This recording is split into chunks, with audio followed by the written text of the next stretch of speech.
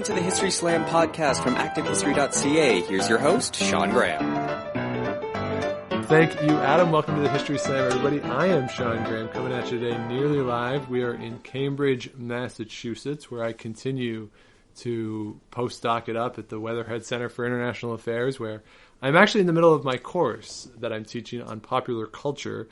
And today we're going to talk to someone who has researched some popular culture things and visual representations and the meaning of those things. And she has written a new book that is launching next week.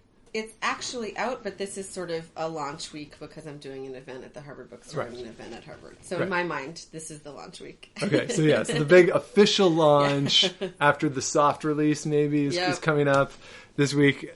It's Disaster Drawn, Visual Witness, Comics, and Documentary Form. And the voice you heard was that of Hillary Chute, a visiting professor in the English department here at Harvard, normally from the University of Chicago, and a Cambridge, Massachusetts native. Welcome to the show. Thank you. Thanks for having me. So this book, like you say, it's out, but really being launched this week. We should note it's a Harvard University book, the publisher, and you're looking at nonfiction representations of war through the 20th century. Obviously, your main interest is in comics. You've written 2 other books. You've edited a couple other books to make the rest of us feel really inadequate because you're not that far out of your PhD, and to have 5 books on your line is pretty impressive. But generally speaking, where does this interest in comics and the visual representations of drawing come from? Mouse was the first graphic narrative that I got really fascinated by. I wasn't a fan of comics as a kid. I liked some comics. I read Garfield, I read Asterix, I read Tintin. I have 2 older sisters, so I read some of their cast-off underground comics, and I once discovered a whole moldering trunk full of horror comics belonging to some cousins. But I wasn't coming at it from a fan angle. And I actually read Mouse as a graduate student when I was getting my PhD in a contemporary literature course that had mostly historical fiction as part of the syllabus. And I became fascinated by it.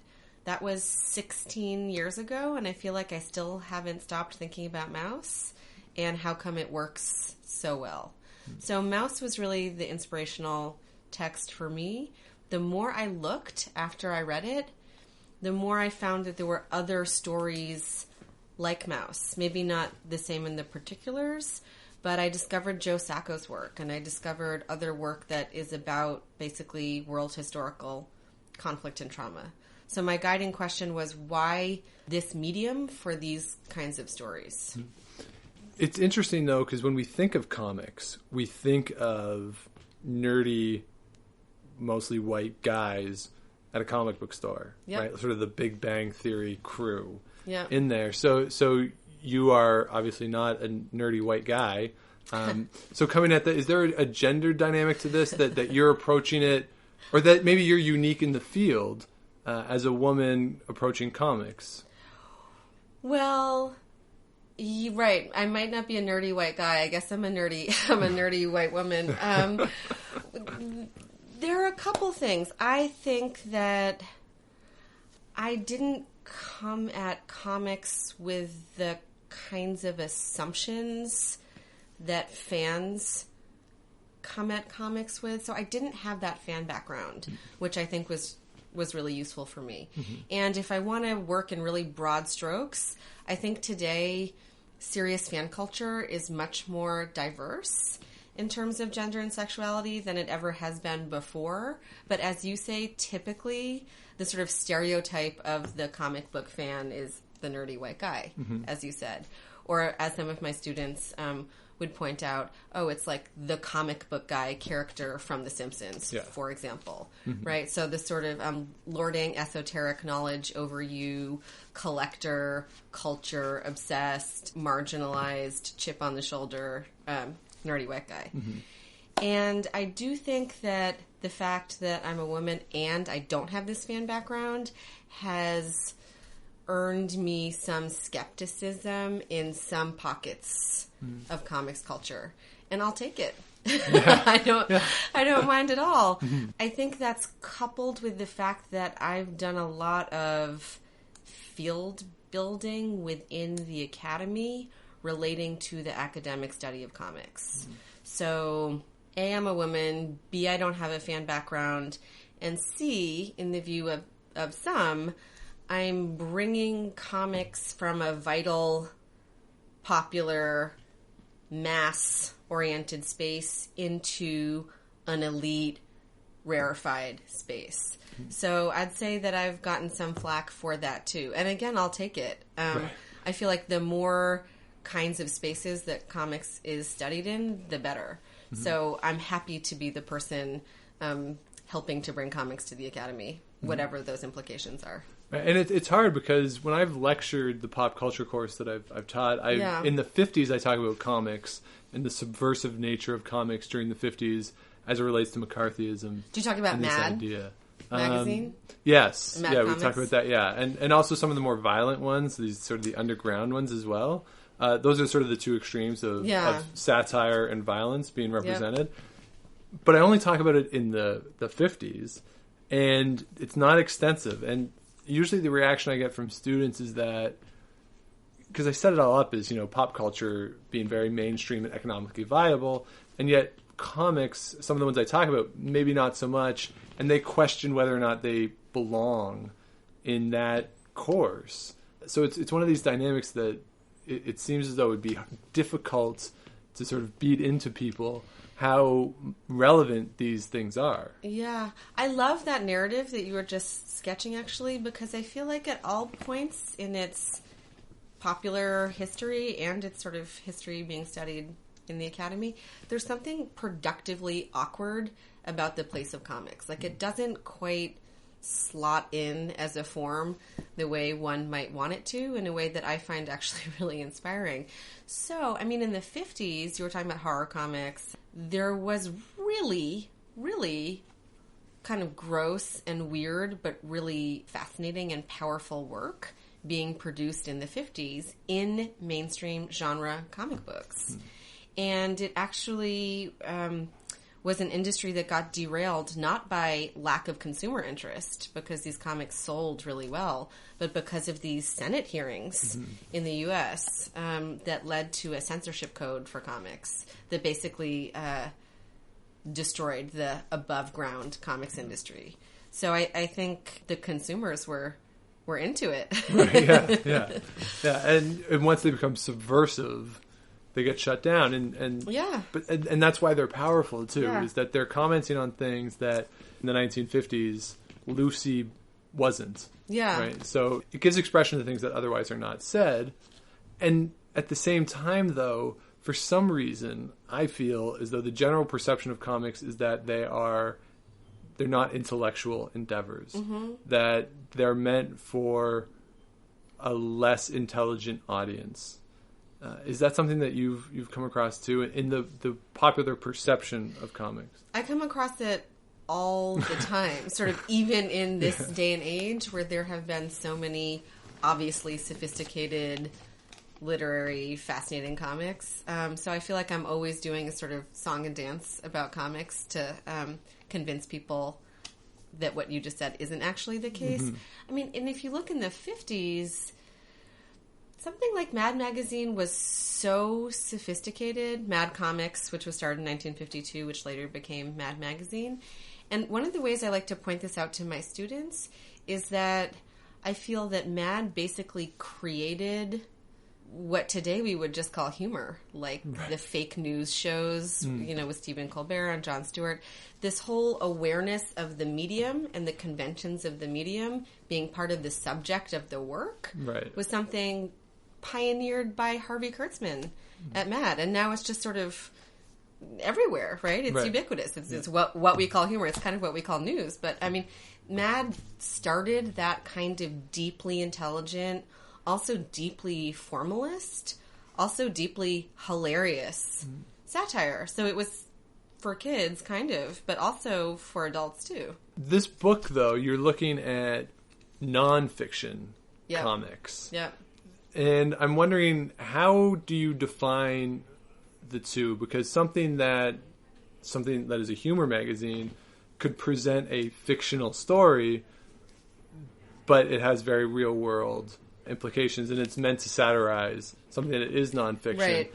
So is there a distinction there? Are you, because the book particularly is looking at war, so do you have to make that distinction between something that may be presented as fiction but really is based on a nonfiction event?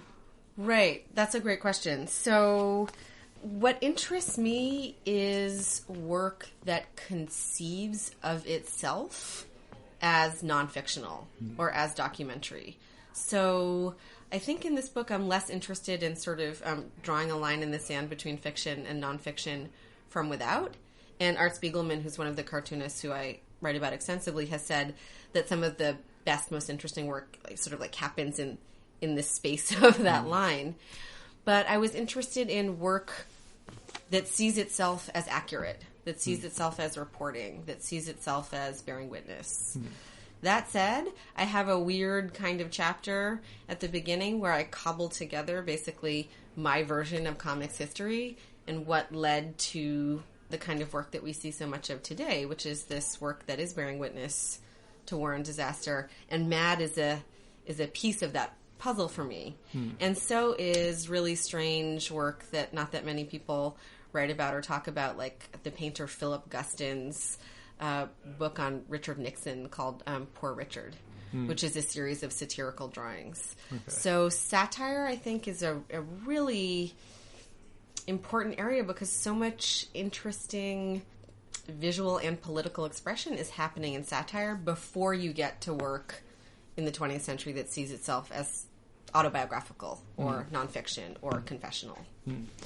And we're talking too about comic books, magazines, newspaper, comics. It's the whole realm, right? It's not specific to one form of distribution.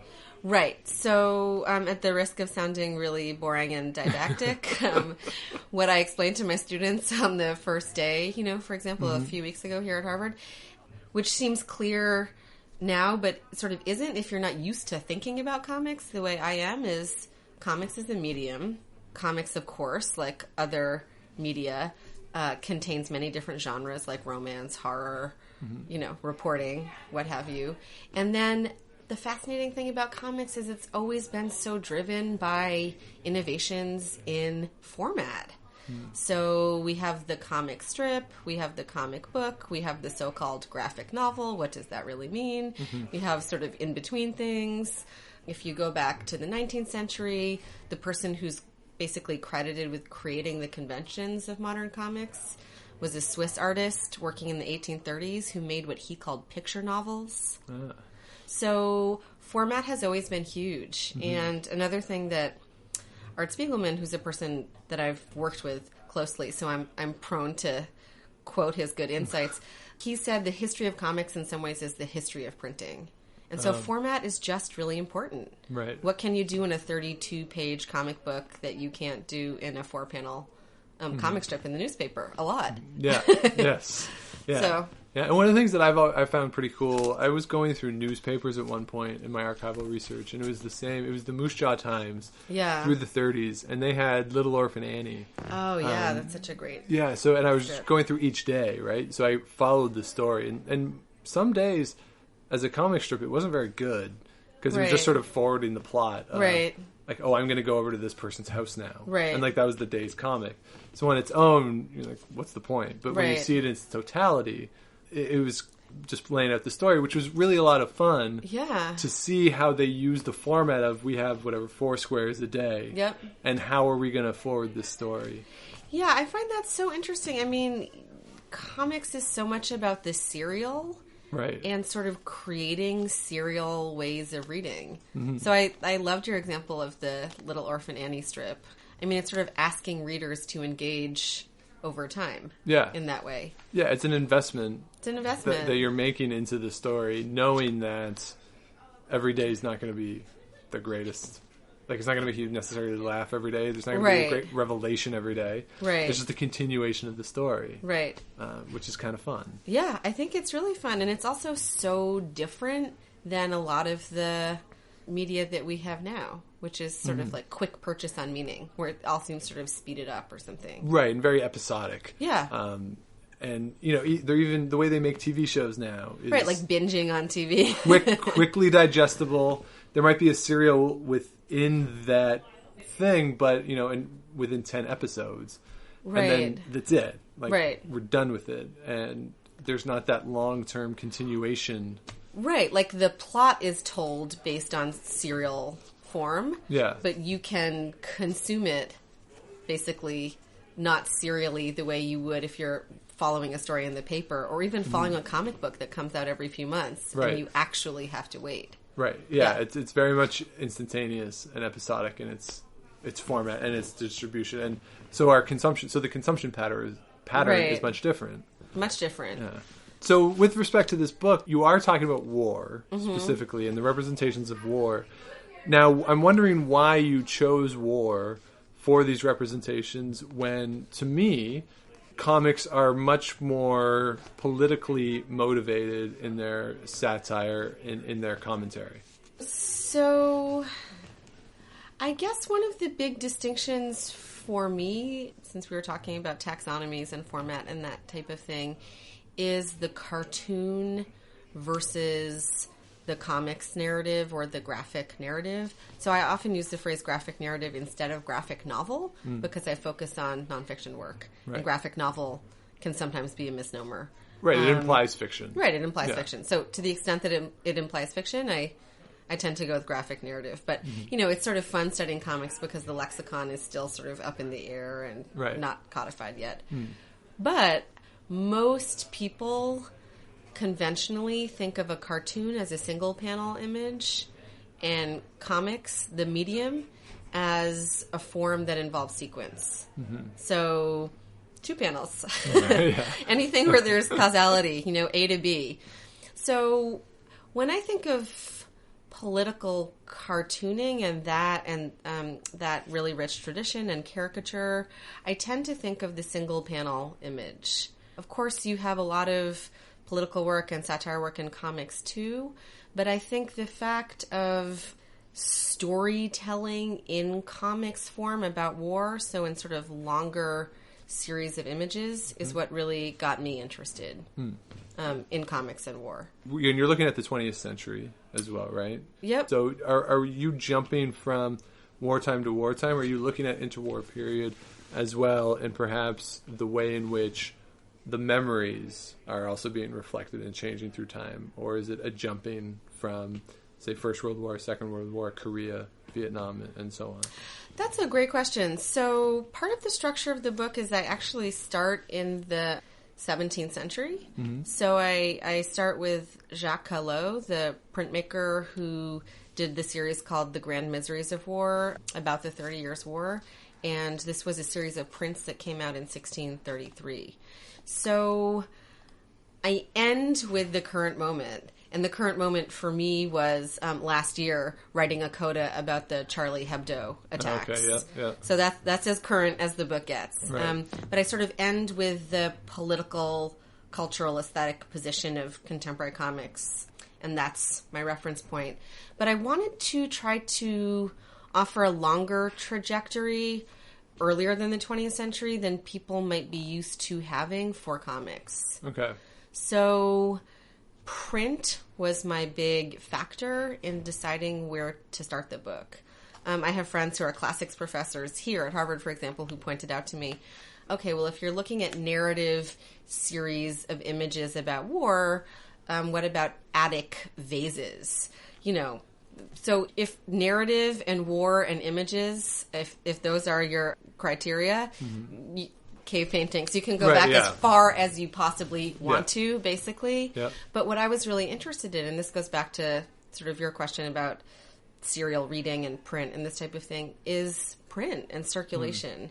Because part of what's so powerful for me about comics as a form is how experimental it can be, how forceful it can be, especially around violent images, and then how invested it is as a form in accessibility and circulation, and how it conceives of itself as a sort of democratic art form. Right. So I'm not trying to claim that this person, Jacques Callot, working in the 1630s, saw himself as a cartoonist. Mm-hmm. What I'm rather trying to claim is his work, which had words and images, which was a series of engravings in which he privately printed and circulated, is an important antecedent because it sort of sets a visual grammar and a visual example for that kind of work to take shape in the centuries after.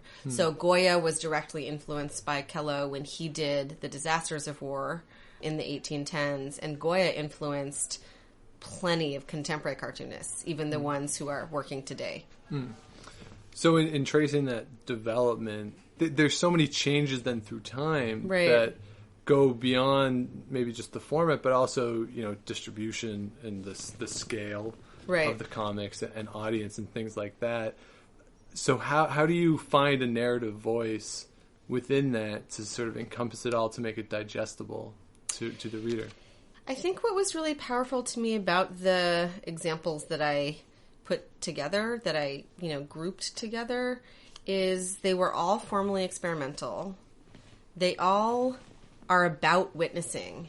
Mm-hmm. So these are works that don't just show an image of war, but somehow thematize the act of looking at images of war. So they're all sort of formally self-reflexive works, and they're all interested in existing not just for private consumption or not just to be a single object that hangs on the wall.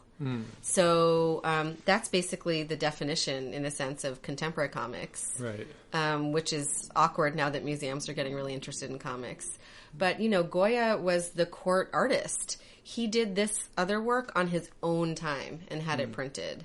So he specifically wanted to do this work as work that would be printed and circulated. And then there'd be a distinction, too, between, say, a newspaper print piece versus a book itself, or even the longer novel-y type thing. And does that shape the understanding of it? Because, sure, they're all the same medium as a comic, but within those forms, they represent different media at the same time, right? So how do we reconcile those differences? Well, one of the things that I've always found, appealing and unpretentious about comics as a form is that you see this really experimental work happening in formats that are pretty conventional, like the newspaper. Right. I find it so moving that someone like Winsor McCay, who's part of my sort of prehistory, in the 20th century at least, of formally experimental work, did such beautiful work in newspapers in the early 1900s that were then used as fish wrap. This was totally ephemeral newsprint. And he did this sort of, to me, heartbreakingly beautiful and fascinating work. So that contradiction is, again, part of what I was calling the productive awkwardness of comics that I kind of enjoy. Now, one of the key tenets of the book is your contention that comics are more powerful or more striking images than actual photographs, particularly in terms of commenting on wars. And I haven't studied this, so I certainly can't say for sure. I mean, I have a couple ideas as to why that would be, particularly coming out of the American Civil War, when a lot of photographers were shown to have manipulated the images and staged images, particularly of dead bodies, to get... Like Matthew Brady type of thing. Yeah, like to get the set... Like they knew what they wanted to convey, and they set up an image to create that, but presented it as an accurate reflection of what actually happened. They just came upon this scene and took a photograph of it. So, to me, there's almost a distrust of photographers that are purporting to be authentic documentary people, like that they're getting an accurate, they're accurately showing what happened. Yep. Whereas someone who's drawing a comic doesn't have that concern. It's clear just from what they're doing that this is an interpretive thing, right? So to me, for the reader, it could be more authentic, or like it's not. There's not a risk of lying in there because it's clear what's happening, just in its form. Mm-hmm. So, that's sort of my theory on why comics would be more striking, but I like that theory. Okay. So, I mean, I think of comics as a patently artificial form, which isn't to say that it's a form that can't be accurate, but it's a form that consists of little drawn boxes sitting next to each other on a printed page, right? So it's not pretending to be transparent the way I feel like a lot of photography pretends to be transparent. Right. And so I think this is one of the powerful features of a form that involves drawing. And so you and I might say, oh, obviously a photograph isn't necessarily capital T true, right? Regardless of if it's actually been manipulated and composed, right? There's still all sorts of other ways where it fails to be true, right? Sure. It's like the saying that you take a photograph but you make a picture. Right? Yeah. So people think of photographs as just capturing something that's out there that's true to be captured, right?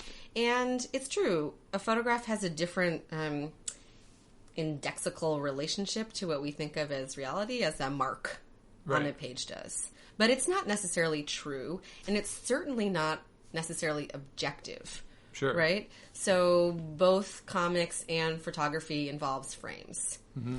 Yet comics involves a bunch of frames that sit next to each other, sort of calling attention to itself as a form that's constituted by frames, right?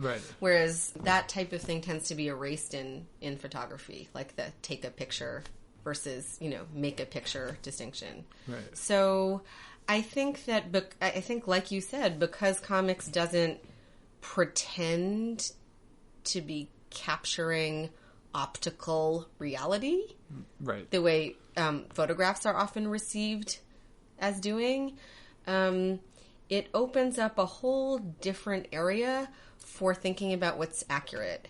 And that often has to do with emotional accuracy, and it often has to do with the idea of, and this is where I sort of get to witnessing, which is one of the big themes of the book. I think you used the word authentic. The idea that a body made this mark, right? It's not necessarily mechanical objectivity, the way we think of camera being. It's a body in time and space that made this mark that you're seeing in time and space. And so there's some kind of intimacy to drawing that can be absent from photography that I think can be very powerful when what's happening is witnessing violence, for example. And I also think that comics can be more subtle. Or more, I don't know what the right word is, but like there's more to them because especially with war photographs, it's either condemning the violence and it's a horrible experience, or it's glorifying the heroes of a war, right? And there's not a lot of room in the middle. Whereas comics can get into the subtlety, can get into the nuance of war in a way that photographs, I don't think, can. Yeah, it's interesting. One of the big interlocutors for me writing this book was Susan Sontag. And, she's this famous critic of photography who basically hates photography. And her very last book, which was published posthumously, called Regarding the Pain of Others, is a book that had a big influence on my thinking in writing Disaster Drawn. And what I love is that basically Regarding the Pain of Others is a history of images of atrocity that's basically about photography. And she doesn't have a single nice thing to say about any photographers or photographs until she gets to Goya, right? Who wasn't a photographer, sort of like 50 pages into the book. So part of what she's saying in this book, which is largely about war photography, is what you were just saying. There's something about the drawn line that's actually sort of more an invitation to more engagement than a photograph often is, which are, photographs are often read as polemical, or they feel polemical, in a way that drawings can avoid.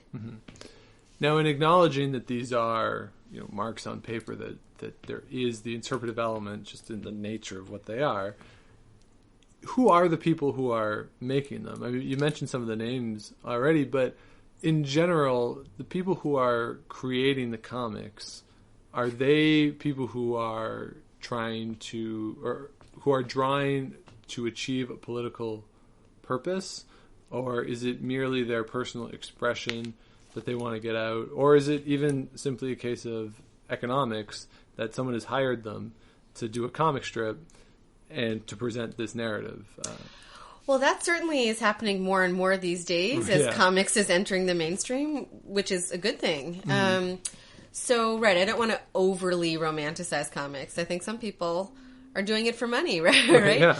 But by and large, I don't think comics is a career that one would enter if one is really trying to make a lot of money. I think it's sort of like back-breaking labor and generally not a lot of recognition. Right. So I would say that part of what interests me about the work in this book is how it's maybe a little bit off to the side of what we would think of as capital P political.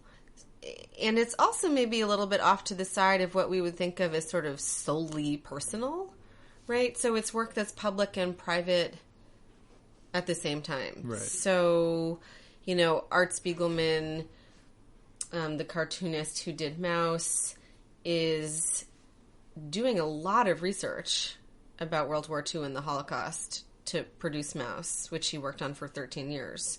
But it's also research that has the framework of being about his father and his family's experience. So both of his parents were in concentration camps in World War II, and his mother committed suicide when he was 20. And so Mouse is about him trying to elicit his father's testimony.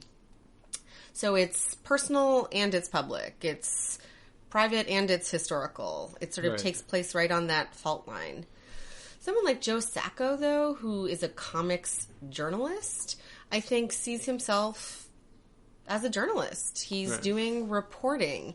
It's not political in that it's not necessarily advocating for a certain political result or a certain political cause, but it's inescapably in the realm of the political. Right. So he did a book, and it's simply called Palestine. Oh. And I have an image from one of his Palestine comic books, because it was published as a standard comic book before it was collected as a book, in my introduction. So a book simply called Palestine cannot be read as anything other than political in our contemporary moment. But he's not advocating for a piece of legislation. He's not advocating for new peace talks. He's clearly invested in people on the ground. So he interviewed about 100 people on both sides of the conflict for this book. But he's making it clear that he's interested in the Palestinian perspective, right? Hence his title. Yeah. Yet it's not about human rights, for example. It's doing something else that I think is even more powerful. It's sort of about his experience of being haunted by the other, of being sort of like haunted by these Palestinians that he meets and talks to and stays with and interacts with. It's not about a certain goal-oriented piece of politics. So that, to me, is where it becomes literary. It's reporting, but it's not sort of just political journalism. So it's not like, because we think of artists, not just visual artists, like all artists, musicians, actors, all this, as being very small L liberal, and in times of war, protesting through their art. So with comics, is it fair to say then, based on that answer, that we're not seeing that to the same extent? That sure, those people would exist within the comics world, but it might not be as much of a trend as, say, in music, where all sorts of anti-war songs come out all the time. That's such an interesting question. I think it's really evolved. So underground comics, which was basically a publishing and an aesthetic revolution that happened in the late 60s, was really tied to the left-wing counterculture press, which was deeply involved in protesting the Vietnam War. So we have that part of comics. And underground comics, is where we get people like Robert Crumb, where we get cartoonists like Art Spiegelman emerging, other people who today have really created hugely innovative books for the contemporary comics and graphic novel field. But I think, well, there's so much interesting visual anti-war propaganda. Even in this period, comics was a little bit off to the side. So there's some comics directly about the Vietnam War that are like protest comics. And I think that comics during that era was a space where those anti-war feelings could be expressed safely in a way they couldn't in other venues as easily, except for, as you mentioned, music, for example, maybe poetry. But it was sort of like a fertile area for expressing what couldn't be expressed elsewhere. Right. But a lot of comics were inspired by Vietnam, but not directly about Vietnam. Okay. So this sense of like life and death urgency that was created by the Vietnam War basically created the genre of confessional comics in the early 70s. But they were confessional comics about World War II. Right, yeah. You know, my parents survived or didn't survive the Holocaust, or they were confessional comics about sexuality. Right. So Vietnam is this big instigator, but it doesn't always get reflected directly in the work as a reference. Well, is that sort of part to, like you mentioned, music, that there's a lot of, even if it's not directly anti-war music, there is anti-war genre music. Yes. In that sense, that works in the music industry, that doesn't quite filter into the television industry, a little into the film industry, but not really into television because everything is so centralized in television. Whereas in music, it's a little more diverse, a little easier to put out a record. And in comics, perhaps even much easier to make a comic. Right. So is the absence of a centralized structure for both production and distribution, does that help account for some of the more diverse voices that get in? Absolutely. So, I mean, underground comics had no mainstream systems of distribution. They were published by individuals or by collectives, printed by individuals or by collectives, and distributed through non-traditional channels like at head shops. That genre that doesn't really exist anymore. You know, countercultural boutiques. Like in San Francisco on, Haight Street. Along with bongs and other things like that. Or they were sold directly. Robert Crumb sold the first issue of Zap Comics out of a baby carriage on Haight Street. So I think the fact that there was no centralized mechanism for creating, producing, and distributing comics absolutely shaped it to be an area where people could express things that weren't able to be expressed on TV. And so I think a lot of underground comics are actually a reaction to the kind of televisual oversaturation created by the Vietnam War and covering the war. Right. Now, I guess the problem with that is that with television, it's a little easier to tell who's watching because there's 3 channels, and you kind of can get a sense of who's watching. With something like this, where the distribution is so varied, notions of audience are very difficult to conceptualize. Yeah. So how for the artists themselves who are putting forth these comics, is that something they were conscious of, their audiences, or was it more, like you say, a personal expression, particularly these confessional type comics? Or were they trying to cater to a specific audience?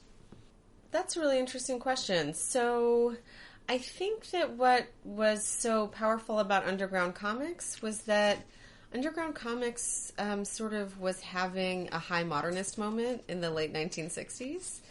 So all of this kind of formal experimentation had been happening in other forms, in the 20s, for example. But that kind of work outside of commercial constraint wasn't really available to cartoonists until underground comics. Right. So I think part of it was, okay, I'm creating the work that I always wanted to create and not even thinking about the audience.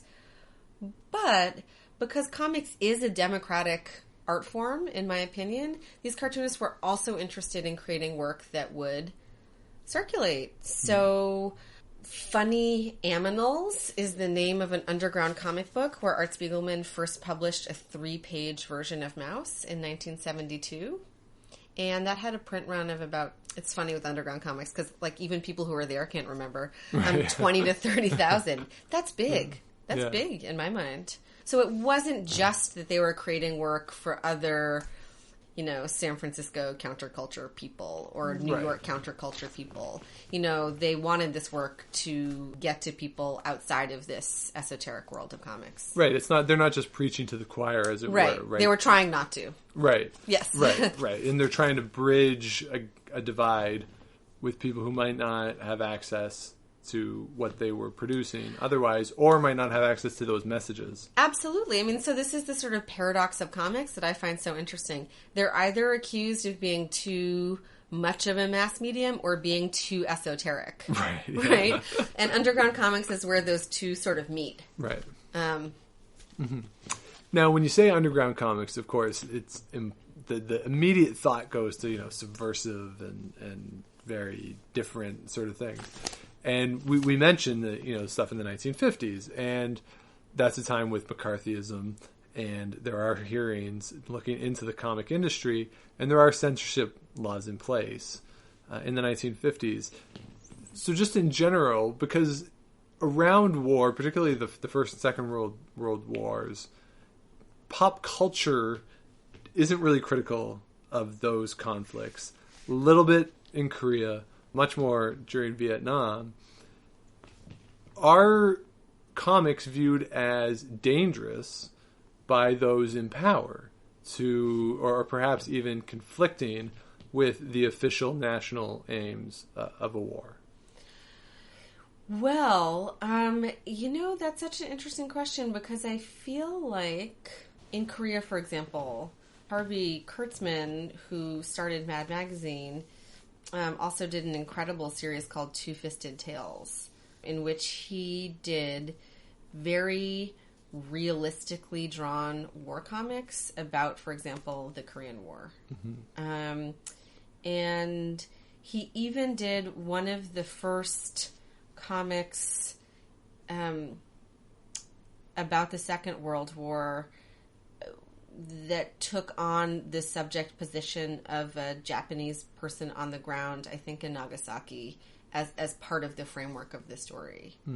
But I feel like at least in the 50s, comics weren't yet taken seriously enough by anyone in power for that to be an area that would be censored for that kind of content. So looking back now at cultural production around, the American bombing of Hiroshima and Nagasaki, I look at a comic like that is from a Japanese civilian's point of view, and I find it really powerful. Right. But I don't think it elicited any censorship at the time. I think because, like you mentioned earlier, comics were seen as sort of trashy for kids type of stuff. Right.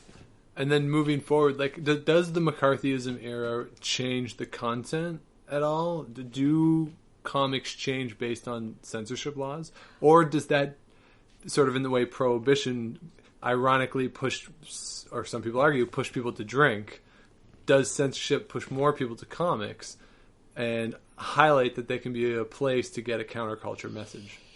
Yes, although it's interesting that you're bringing up McCarthy. So I think for people in the comics industry, I'm sure McCarthy was a bad guy as he ought to have been to everybody. But one of the really bad guys was this psychiatrist, Dr. Fredric Wertham, who wrote a book called Seduction of the Innocent. And that book came out in 1954. And it was a book that laid down the argument for a link between comics and juvenile delinquency. And so that was the book that actually inspired the Senate hearings that led to the creation of a comics code, censorship code for comics. Right. So I think that was really the censoring moment that led people to so-called, go underground. Because they actually couldn't publish interesting work in above ground comics or they couldn't publish that much interesting work. So part of the reason that Mad Comics became Mad Magazine was to evade this comics code. Again, the subversive nature of the medium. Right. And I read somewhere there were 36 FBI files on Mad. I mean, I don't think you actually needed to do much to get an FBI file. Right, but you know, people were paying some attention. But I think a lot of people went sort of the underground route. So yeah, I think they may have had a career in mind in so-called above ground comics. But the comics code had so many ridiculous tenets. One was, in every instance shall good triumph over evil. I mean, it was a very reactionary, very post-war, very scared, very aesthetically death knell ifying type of code. Right. So I think that did push people towards underground comics. And do you see an expansion of comics because of that not only are maybe more people going to that, but the audience is seeking it out and sort of wondering, you know, oh my God, like if this is this bad, it must be good, sort of idea? Yeah, I think there's a lot of that going on.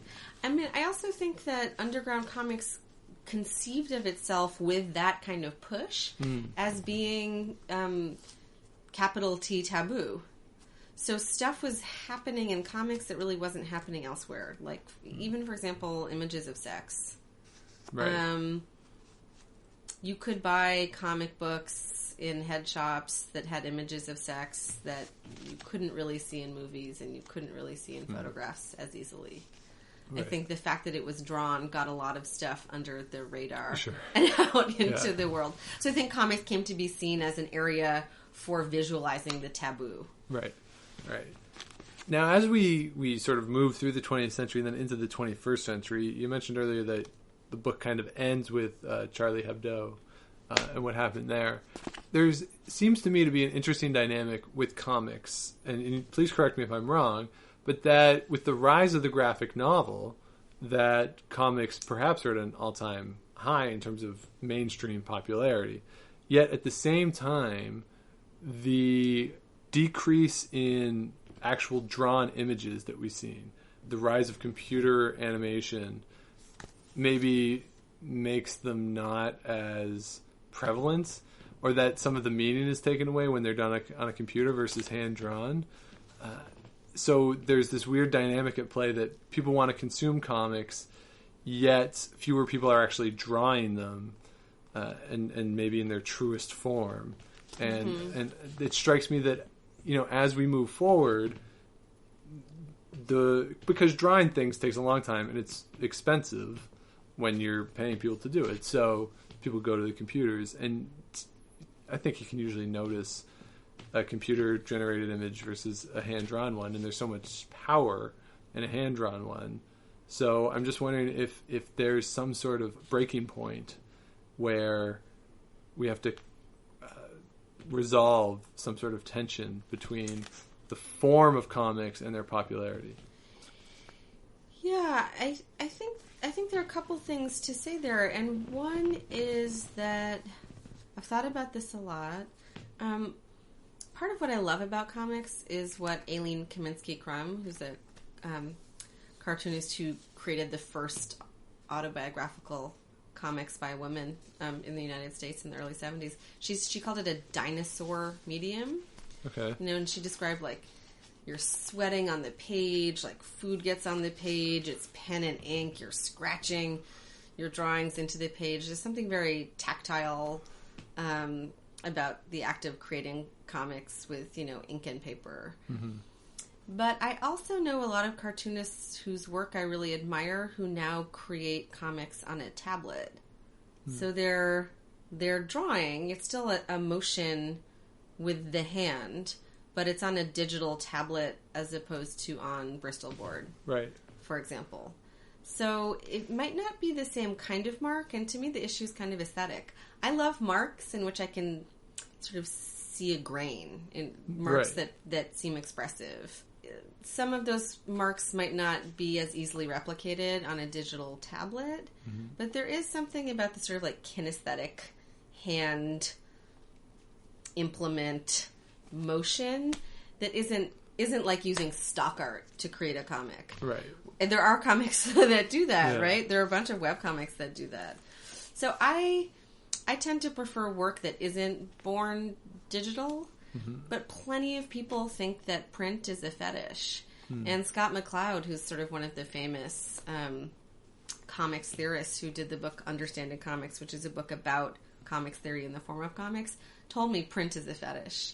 Really? Yeah. Wow. That said, so the other part of this answer is that whether or not it's a fetish, I think that comics are powerful because of their stubborn tie to print culture.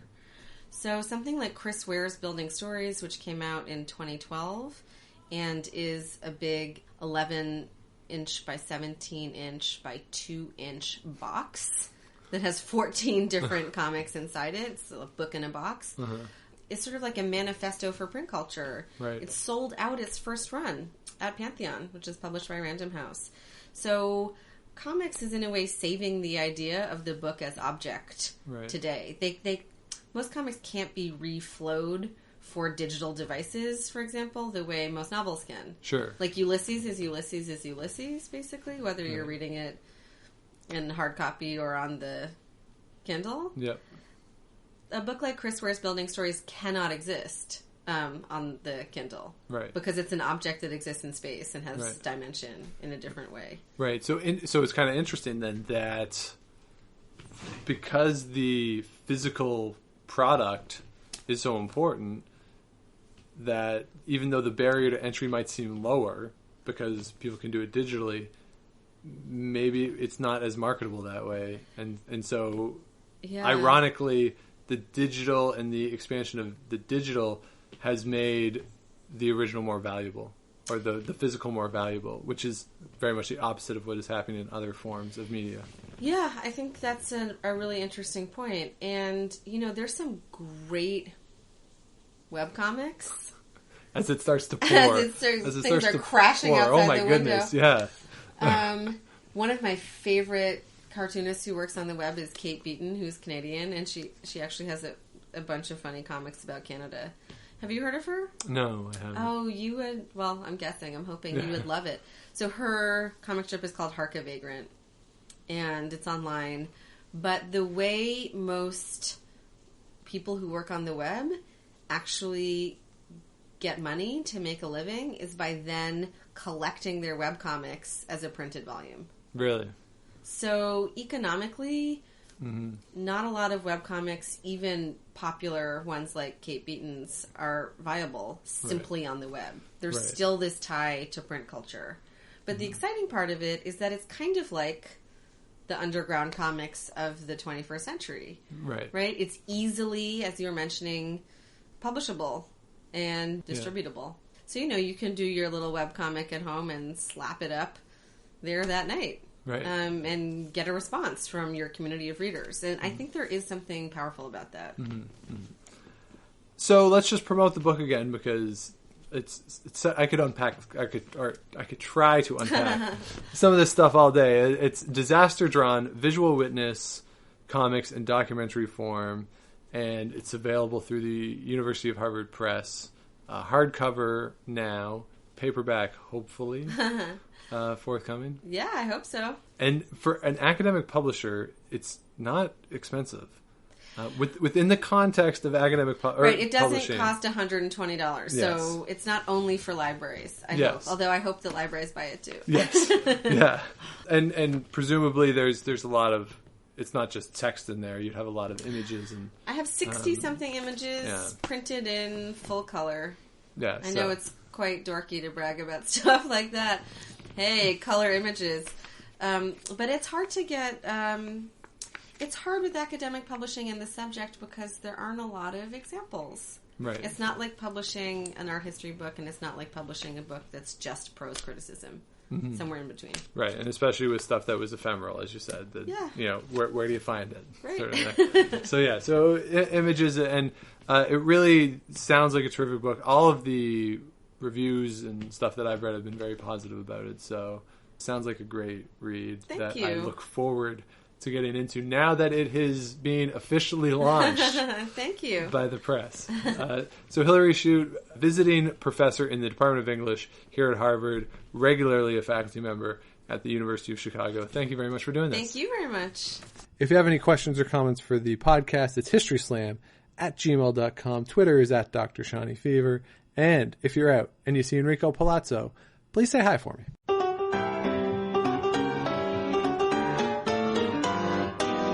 Thanks for listening to the History Slam podcast. Be sure to check out Active History for more features, articles, and be sure to subscribe on iTunes.